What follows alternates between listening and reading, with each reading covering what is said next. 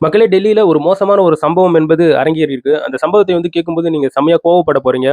என்னடா இது! இந்த தப்பு செய்றவனுங்க பெண்களை வச்சு இந்த இடத்துல வந்து தப்பு செய்றானுங்க பார்த்தீங்களா? அவனுக்கு மேல இந்த ஆஃபீசர் வந்து ஆன் டைம்ல ஸ்ட்ரிக்ட் ஆக்ஷன்ஸ் வந்து எடுக்கவே மாட்றாங்களே! ஜஸ்ட் ஒரு அரெஸ்ட் மட்டும் தான் பண்றாங்க. இதை தாண்டி பெரிய ஆக்ஷன்ஸ் எதுவும் இல்லையே! அப்படின்ற ஒரு மனவேதனை என்பது மனசுல ஒலிச்சு கொண்டே இருக்குதுங்க. ஏன்னா, அவ்வளோ கேவலமான விஷயங்களை வந்து பண்ணிக்கிட்டு இருக்கானுங்க. இந்த மிருகங்கள், இந்த மிருகங்கள்ன்ட்டு கூட சொல்ல முடியாது. அந்த மிருகங்களே ரொம்ப முறையா நடந்துக்கும். ஆனா, இது போன்ற கேவலமான ஜென்மங்கள் எப்படி நடந்துகிட்டு இருக்காங்கன்றத வந்து ஒன் பை ஒன் உங்ககிட்ட சொல்றேன். கோவப்படாம நான் சொல்லக்கூடிய விஷயங்கள வந்து லைனா கேளுங்க. வணக்கம் மக்களே! நான் உங்க கோகுல் டேக். டெல்லியில என்ன நடந்திருக்குன்னா, டெல்லியில ராணிபாக் அப்படிங்கின்ற ஒரு ஏரியால தான் இப்ப ஏற்பட்டிருக்கக்கூடிய ஒரு சம்பவம் என்பது நடந்திருக்கு. கொடூர சம்பவம். அதாவது டெல்லியில மங்கள்புரி அப்படிங்கின்ற ஒரு ஏரியா இருக்குங்க. அந்த ஏரியாவுல ஒரு பெண் ஒருத்தவங்க ஒரு கம்பெனில வந்து வேலை செஞ்சுட்டு வராங்க. அவங்க ஆஸ் யூசுவல் எப்பயுமே வேலைய முடிச்சுட்டு நைட் டைம்ல வந்து அவங்களுடைய வீட்டுக்கு வந்து போவாங்க.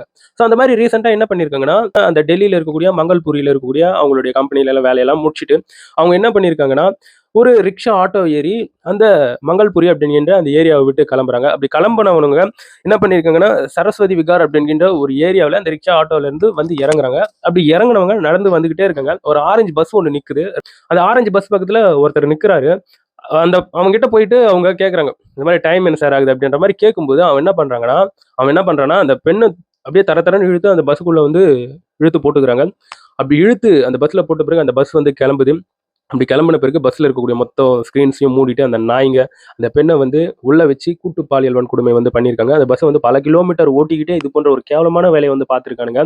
ஸோ அதுக்கப்புறம் அந்த பெண்ணை வந்து ஒரு இடத்துல வந்து இறக்கி விட்டுட்டாங்க. அந்த பெண் போயிட்டு போலீஸ்ல வந்து புகார் அளிச்சிட்டாங்க. அதுக்கப்புறம் போலீஸ் வந்து அதை வந்து தொடர்ந்து விசாரணை பண்ணிட்டு வராங்க. அந்த பெண்ணை மருத்துவ பரிசோதனைக்கும் உட்படுத்திட்டாங்க. ஸோ அதுக்கப்புறம் இந்த பஸ் வந்து எங்கெங்க டிராவல் பண்ணிக்கிட்டு இருக்கு அப்படின்ற ஒரு எவிடன்ஸை வந்து கலெக்ட் பண்றதுக்கு இவங்க வந்து இருக்கக்கூடிய சிசிடிவி காட்சிகள்லாம் எடுத்து பார்க்கும்போது அந்த பஸ்ல இருக்கக்கூடிய மொத்த ஸ்கிரீன்ஸும் வந்து மூடப்பட்டிருக்கிற மாதிரி அந்த பஸ் வந்து போய்கிட்டு இருக்கான்.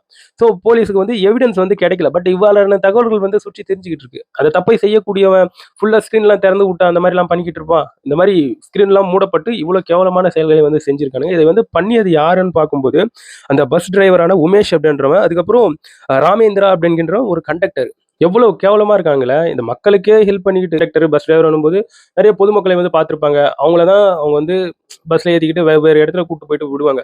ஸோ ரெகுலரா பழகக்கூடிய இந்த நபர்களே இவ்வளோ கேவலமா இருக்காங்கன்னா, இன்னும் இந்த ட்ரக் அடிக்ட்ஸ் இது போன்ற நபர்கள் வந்து என்ன பண்ணுவானுங்கன்றதே நம்மளுக்கு வந்து புரிய மாட்டேன்துல. மக்கள்கிட்ட சோஷியலா யூசுவலா பழகக்கூடிய இந்த நபர்களே இவ்வளோ லஸ்ட்லயும், இவ்வளோ மிருகத்தன்மையாக நடந்துக்கும்போது, இந்த இடத்துல உண்மையாவே இந்த மிருகமா இருக்கக்கூடிய இந்த போதைப் பொருள் இது போன்ற விஷயங்களை வந்து யூஸ் பண்ணக்கூடிய நபர்கள் வந்து எப்படி இருப்பானுங்க, எப்படி நடந்துப்பானுங்கன்றத மனசளவுல வந்து யூகிக்கவே முடியலங்க.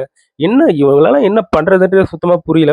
அதுக்கப்புறம் போலீஸ் வந்து என்ன ஆக்ஷன் எடுத்திருக்காங்கன்னா, அவங்களுடைய பஸ்ஸ வந்து பறிமுதல் செஞ்சிருக்காங்க. அதுக்கப்புறம் அவங்கள வந்து அரெஸ்ட் செஞ்சு இப்போ வந்து போலீஸ் ஸ்டேஷன்ல வந்து வச்சிருக்காங்க. ஸோ இதுக்கப்புறம் வழக்கு ஆஸ் யூசுவல் எல்லா கேஸும் போற மாரி தான் போகும். ஸோ மெதுவா இதுக்கு வந்து தீர்ப்பு கிடைக்கும். அதேதானே இத தாண்டி வேற என்ன?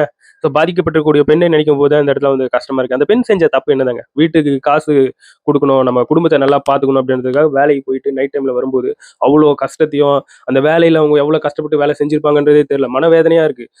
அவ்வளோ கஷ்டத்தெல்லாம் கடந்து வந்து ஆட்டோ ஏறி போகும்போது, இவ்வளோ கேவலமான வேலைய வந்து செஞ்சிருக்கானுன்னும்போது, எவ்வளோ ஒரு வலிய தரும் அந்த பெண்ணுக்கு. அவங்களோட குடும்பத்தினருக்கு எவ்வளோ கஷ்டமா இருக்கும். கண்டிப்பா இந்த இடத்துல வந்து அவங்களுக்கு சரியான ஒரு தண்டனை வந்து குடுக்கணுன்றதுல வந்து மாற்று கருத்தே கிடையாது. இப்ப டெல்லி முழுக்க எதிரொலிச்சுக்கிட்டு இருக்கு. 2012ல ஒரு கூட்டு பாலியல் வன்கொடுமை அப்படின்ட்டு நிர்பயா அப்படின்கின்ற ஒரு பெண் ஒருத்தவங்களுக்கு வந்து நடந்தது.